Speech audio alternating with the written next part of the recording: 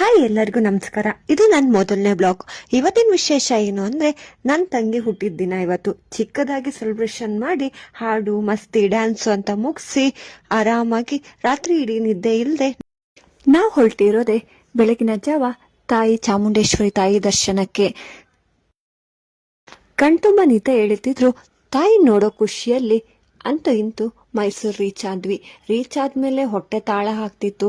ತಿಂಡಿ ಅಂತೂ ಮುಗಿಸಿ ನಾವು ಹೋಗಿದ್ದೆ ಕ್ಯೂ ಅಲ್ಲಿ ನಿಲ್ಲಕ್ಕೆ ತಾಯಿ ದರ್ಶನ ಮಾಡಲಿಕ್ಕೆ. ತಾಯಿ ದರ್ಶನ ಎಲ್ಲ ಮುಗಿಸಿ ಹೊರಗೆ ಬಂದು ನಮ್ದೊಂದಿಷ್ಟು ಸೆಲ್ಫಿ ಎಲ್ಲ ತಗೊಂಡು ನೇರವಾಗಿ ಹೊರಟಿದೆ ನಂದಿ ದೇವಸ್ಥಾನಕ್ಕೆ. ಹೋಗೋ ದಾರಿಲಿ ನಮ್ಮ ಅಣ್ಣಂದಿರಂತೂ ತುಂಬಾನೇ ಕೊಟ್ಲೆ ಕೊಟ್ರು. ಸ್ವಲ್ಪ ಭಯ ಆಯ್ತು, ಆದ್ರೂ ಕೈಯಲ್ಲಿ ಇರೋದೆಲ್ಲ ಕಿತ್ಕೊಂಡು ನಮ್ಮನ್ನಂತೂ ಖಾಲಿ ಕೈಯಲ್ಲಿ ಕಳ್ಸೇ ಬಿಟ್ರು.